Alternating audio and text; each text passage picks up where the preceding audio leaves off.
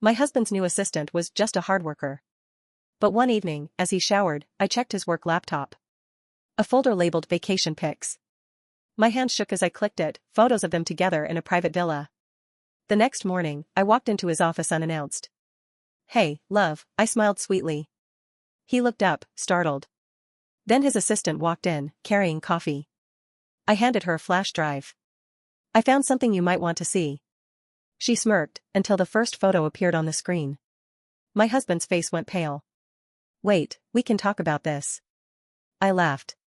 "Oh, you'll be talking to HR. I, 43 female, have been married to Mark, 45 male, for 15 years. We live in Seattle. We've got a decent house in a quiet neighborhood. No kids, but a dog named Oscar who's basically my child. We've had our ups and downs like any couple, but I honestly thought we were okay. Mark works in tech. He's a senior manager at a mid-sized company downtown. He's always been a bit of a workaholic, even when we first started dating. Late nights, early mornings, business trips, normal for his job. I didn't love it, but I trusted him. Never thought to check up on him. I didn't want to be that kind of wife. 3 months ago, he started talking about this new assistant.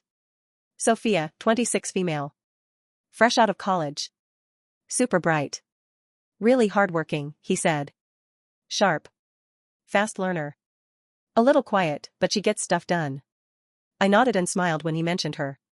Didn't think much of it. Mark has had assistants before. Never anything weird. But he talked about Sophia a lot. More than usual. She saved my ass with the quarterly report. She stayed late last night to help me prepare for the board meeting. She brought me coffee without even asking, she just knew I needed it. At first, I thought he was just grateful to have someone competent. But then I noticed something. He started dressing better for work. New shirts. Suddenly I cared about cologne. Got a new haircut. Started going to the gym. He said it was just time for a change, that he wanted to feel better about himself. Midlife stuff, I figured. Then there were the weekend work trips. Usually, he hated traveling for work. Now, he seemed excited. Said he had to go to a client site or a leadership retreat. Once, he even said they were doing team building in Napa Valley. I asked if I could come along for the wine tasting part as a mini getaway, and he laughed and said, "It's just for staff." Still, I trusted him. He was my husband. I didn't want to believe anything was off. Then last Friday happened. He came home late from drinks with a client. Showered immediately, like he couldn't wait to wash the day off. I was sitting at the kitchen table with a glass of wine, scrolling through emails. His work laptop was on the counter. He never let it out of his sight, but that night he just tossed it there and went to shower. I don't know what came over me. Something in my gut told me to open it. I hesitated for a second. Then I opened the lid. It wasn't locked. I looked through a few folders. All work stuff at first. Then one folder near the bottom caught my eye. Vacation pics. My stomach dropped. We hadn't taken a vacation in over a year. I clicked on it. There were dozens of photos. Not stock images. Not work retreat photos. Actual photos. Of Mark and Sophia. Together. Smiling. At what looked like a private villa. By a pool. On a balcony. Her in a swimsuit, him shirtless. Wine glasses. Holding hands. Kissing. I clicked through photo after photo, not even realizing my hands were shaking. One of them was him feeding her strawberries in bed. Another was a selfie of them in matching robes. I felt like I couldn't breathe. I just sat there, staring at the screen, numb. I didn't even hear him come out of the shower. I quickly closed the laptop and acted like nothing happened. He kissed me on the forehead and said he was exhausted. I nodded and went to bed early. I lay awake most of the night. By morning, something inside me had snapped. I wasn't going to scream or throw things. I wanted him to feel it. I wanted her to feel it too. I copied the entire folder onto a flash drive. Then I got dressed. Put on makeup. A nice blouse. Simple, but clean. Calm. I showed up at his office around 10:30 a.m. I walked straight past the receptionist. Smiled like I belonged there. Walked into his office without knocking. He looked up from his desk, startled. "Hey, love," he said. I smiled sweetly. "Hope I'm not interrupting." Then the door opened behind me. And in walked Sophia, holding 2 coffees. She froze when she saw me. I turned and smiled at her. "You must be Sophia," I said. She gave a nervous laugh. Yes?" I walked over and handed her the flash drive. "I thought you might want to see this. It's something you left behind." She looked confused but took it. Plugged it into the computer at Mark's desk. First image came up. You could hear a pin drop. Her face went red. His face went white. Sophia stammered, I can explain." Mark stood up, panic in his eyes. "Wait. We can talk about this. Please." I laughed. Not a happy laugh. Just a cold, hollow sound. "Oh, you'll be talking to HR." And then I turned around and walked out. I don't know what happened in that office after I left. I don't care. That wasn't the moment I broke down. That was the moment I felt something like power. I haven't confronted him directly yet. I'm not sure how far this goes. I don't know if HR will actually do anything. I haven't decided what to do next. But I know one thing, I'm not the one who should feel ashamed here. The walk back to my car felt like a blur. I didn't cry. I didn't scream. I didn't even feel. I just sat in the driver's seat, staring at the steering wheel, heart pounding. I didn't know what I expected to happen after handing Sophia that flash drive, but I knew I couldn't unsee what I saw, and neither could she. An hour later, Mark started calling. I didn't answer. He texted, "Please. Come home. Let's talk. I'm so sorry. It's not what you think. She meant nothing. You're the one I love." I turned off my phone. By the time I got home, Oscar was waiting at the door, wagging his tail like nothing in the world was wrong. I dropped to the floor and hugged him like I was drowning. He was the only one who hadn't lied to me. That night, Mark didn't come home. The next day, a mutual friend from his company, Rachel, called me. She sounded hesitant, but I could tell she knew. "I heard what happened," she said quietly. I didn't say anything. "You're not crazy. A few of us, we've seen things." The way he looked at her. The business trips. HR never asked questions. That hit me like a truck. "You mean this wasn't the first time?" She was silent. That silence said everything. Later that evening, my phone buzzed again. This time, it was an unknown number. It was Sophia. The text said, "I didn't know he was still with you. He told me you were separated. Please, can we talk?" My heart started racing again. I almost threw my phone across the room. But after pacing back and forth for 10 minutes, I replied, "Tomorrow. 11 a.m. Capitol Hill Cafe. Don't be late." I needed answers. Even if they were ugly. She was already sitting when I walked in. Nervous. No makeup. Hoodie and jeans. Not the confident, well-dressed girl I saw at Mark's office. I sat across from her. No small talk. "Start," I said. She looked me dead in the eye. "He told me you two were done. That you lived in the same house for practical reasons. That it was over emotionally." I stared at her. She kept going. "He said you were sick. That he didn't want to hurt you while you were going through things." Sick. That's what he told her. I clenched my jaw so hard I thought it might break. She pulled out her phone and showed me texts. Dozens of them. From Mark. Him telling her he loved her. That I didn't understand him. That she was his real future. That he was making a plan to leave. He'd even sent her pictures of our guest room, telling her that's where I slept now. I didn't. He was weaving a whole different life with her. "You really didn't know?" I asked. She shook her head. "I wouldn't have done this if I had." Maybe she was lying. Maybe not. But she looked broken. And honestly, I wasn't even mad at her anymore. He played us both. I got home. Mark was there. Sitting on the porch like a kicked puppy. "I need to talk to you," he said. "No," I said. "You need to listen." I told him I met Sophia. I told him I knew everything. The lies. The photos. The fake stories. The hotel receipts I found in his email. The Airbnbs. The Uber logs. I had spent the last few nights digging through his accounts like a detective on a deadline. I printed out proof. I threw the stack in his lap. He didn't deny it. He just looked tired. "I made a mistake," he whispered. You made a life with someone else, I shot back. That's not a mistake. That's a choice. Then, as I turned to walk back inside, he dropped something I didn't see coming. There's something else, he said. I stopped. He swallowed hard. She's pregnant. I froze. My legs nearly gave out under me. Pregnant. Sophia. My head spun. I thought I had reached my emotional limit, but apparently, the universe had more to throw at me. He went on. She told me 2 weeks ago. I didn't know how to tell you. You were never going to tell me, I said flatly. He didn't argue.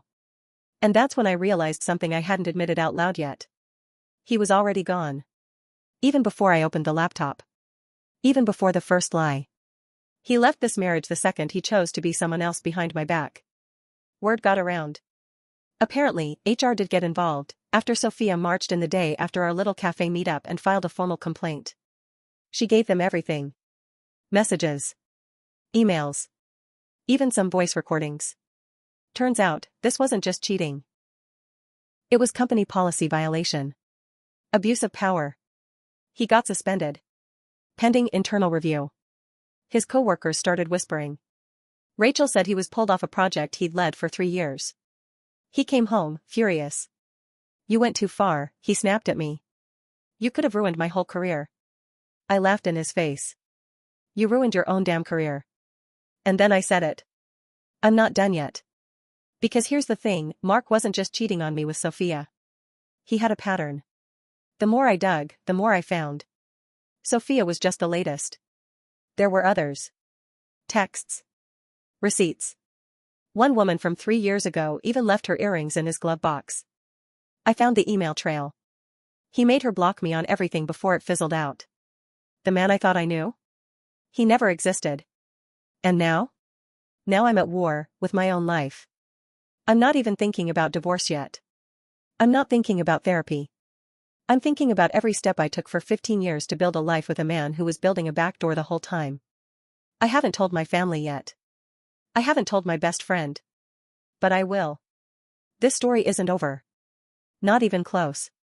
It had been a week since I found out about the pregnancy. I hadn't spoken to Mark much since then. I needed space. I needed to breathe. I was in survival mode. Then I got a message on Facebook. From someone I didn't know. The name was Danielle. Message read, "Hi, I hope this isn't too forward, but I think we should talk. It's about Mark. I didn't know he was married. I'm really sorry." My stomach dropped. Again. I replied, "When was this?" She sent screenshots. Texts. Calls. Photos. Timestamped. 3 months ago. Around the same time he was with Sophia. He was seeing both of them. And not just casually. Same love bombing. Same fake stories. Told Danielle I had checked out of the marriage and that we slept in separate rooms. Sound familiar? They went to Vancouver for a weekend. I remembered that trip. He said it was for a leadership summit.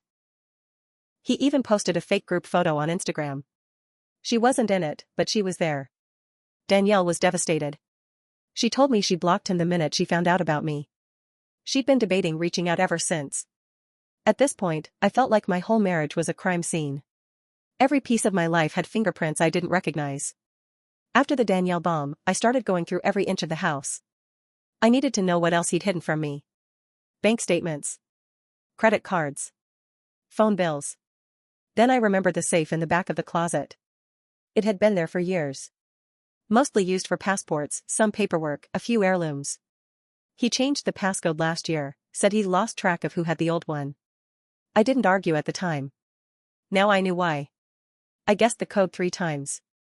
On the 4th try, his mother's birthday, it opened. Inside was a manila folder. Inside that was a stash of receipts. Not normal ones. Receipts for jewelry. Lingerie. Hotel stays. Flights. Uber charges. All over the place. Vancouver. Napa. Even Vegas. None of them involved me. Also inside the folder? A second phone. Burner phone. Cheap one. Prepaid. Battery dead. I plugged it in and waited. Once it came on, I saw what I expected, and what I didn't. Dozens of texts. To Sophia. To Danielle. And to another woman. This one saved as S. Different from Sophia. A new name. Sierra. I clicked on the messages. Same pattern. Same routine. You're different. She doesn't get me. I've never felt this way. I took pictures of everything. The next day, Mark came home early. I was sitting at the dining table with all the papers, the receipts, the burner phone, everything spread out in front of me. I didn't say anything. I just pointed at the phone. He froze. Where did you get that? I'm not stupid, I said. You thought you were so clever. He walked over slowly. Then he tried to grab the phone. I stood up. Touch it and I swear to God I will bury you.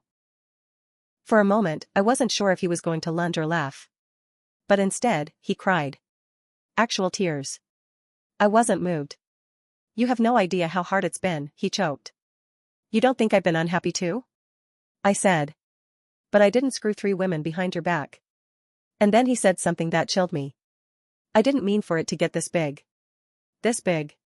Like it was a project. Like it grew out of his control. And suddenly it hit me. He didn't stop because he was guilty. He stopped because he got caught. 2 days later, I got a call from Rachel. He's not coming back to work, she said. What? They didn't fire him, yet. But the investigation was bad. HR found stuff. Emails. Messages. Company funds used for personal expenses. Multiple relationships with subordinates. He's done, she added. Even if they don't fire him, no one wants to work with him now. He was toxic. Corporate poison. That night, Mark tried to apologize. Again. I'm not a monster, he said quietly, standing in our kitchen like a stranger. I stared at him. No, I said. You're not a monster. Monsters scare people. You're a liar. And liars make people believe them first. He didn't reply. Then I told him I had one more surprise. I've been talking to Sierra, I said. His face fell. She didn't know about me either. But she knows now. He sat down like the weight of his lies finally hit. I've been recording everything, I said. All of this. Every word. I'm building a timeline. For my lawyer. Because yes, now I have one. This isn't just about cheating anymore. It's fraud. It's company policy violations. It's possibly criminal. And no, there's no ending yet. Because I haven't decided what I'm going to do. But one thing's for sure, he's going to find out what happens when you play games with the wrong woman. December came fast. Mark was still in the house, sleeping in the guest room. We barely spoke. He was suspended from work, waiting to hear from the board. Sophia had quit. Danielle and Sierra? Gone. I didn't even need to chase them off. It was like the world was slowly collapsing around him. Then the invitation came. The company holiday party. Still happening. Still formal. Mark wasn't invited, but I was. Rachel forwarded it. You're still listed as a +1, she said. I hadn't planned on going. Until I found the texts between Mark and the head of HR. Her name? Chloe. Married. 2 kids. Same patterns. Same excuses. Same hotel chain. He had slept with HR. And suddenly, it all made sense. Why nothing happened sooner? Why reports went nowhere? Why Sophia's complaint got processed but nothing moved forward? He didn't just cheat on me. He cheated the whole system. The night of the holiday party, I walked in wearing a black satin dress. Hair done. Confident. Calm. Rachel met me inside. Are you sure about this? She whispered. I nodded. I had my flash drive. I had emails. Screenshots. Even a voice memo of Mark's confession from the kitchen 2 weeks ago. Chloe was standing near the bar. Laughing. Wearing red. Her husband beside her. I waited. When they began the speeches, the VP got up to thank the staff for their hard work. Everyone clapped. Toasted. Laughed. Then I stepped forward. I'm sorry to interrupt, I said, loud enough to stop the chatter. Heads turned. Some of you know me. I'm Mark's wife. Or, I guess, soon-to-be ex. A few gasps. Some confused faces. Chloe's smile vanished. I pulled the flash drive from my purse. This has everything. His affairs. Company funds he misused. People he slept with, including someone in this room. Now people were whispering. I didn't name Chloe, but I didn't have to. Her husband looked at her. She stepped back, like she might faint. I handed the drive to the VP. This isn't about revenge. This is about the truth. And then I walked out. The next 24 hours were chaotic. Rachel called me first. You blew it up. HR is in meltdown. Chloe's been placed on leave. Mark's officially terminated. He was out. Word spread fast. People started reaching out. Some apologized. Some cheered me on. One of Mark's oldest coworkers, Tom, sent me a message. We knew he was off, but no one saw this coming. You did what we couldn't. Later that night, Mark came home. Slammed the door. You humiliated me, he said. His voice was hoarse. I didn't say anything. He pointed a finger. You think you're a hero? You just wanted revenge. I stood there, silent. He was unraveling. You destroyed my life, he screamed. Danielle thanked me. Sierra sent a short message, I hope you're okay. You deserved the truth. HR called me once. A formal apology. Chloe was let go. Her husband filed for divorce too. Mark? He's looking for work now. Word travels in Seattle. No one's hiring him. His reputation is shattered. A LinkedIn ghost. It's been 2 months. The house is quiet. Oscar sleeps next to me most nights now. He seems happier. Some nights, I still wonder, was there ever a version of Mark that was real? Or was I in love with someone I made up in my head? But I don't cry for him anymore. I cry for me. For the woman who spent 15 years giving everything to a man who gave nothing back. I think about every dinner I made while he texted someone else. Every smile I gave him while he crafted lies. Every time I said, I love you, while he stood in someone else's arms. But now? Now I'm rebuilding. I started painting again. I signed up for therapy. I deleted all the couple photos. I kept the wedding dress, for now, but I think I'll burn it when the divorce is final. This story started with a laptop. But it ended with something much bigger. It ended with me, standing up, choosing myself. Not as a victim. Not even as a survivor. But as a woman who finally woke up and walked away from the fire without turning to ash. I don't know if I believe in happy endings anymore. But I believe in honest ones. And maybe, that's enough.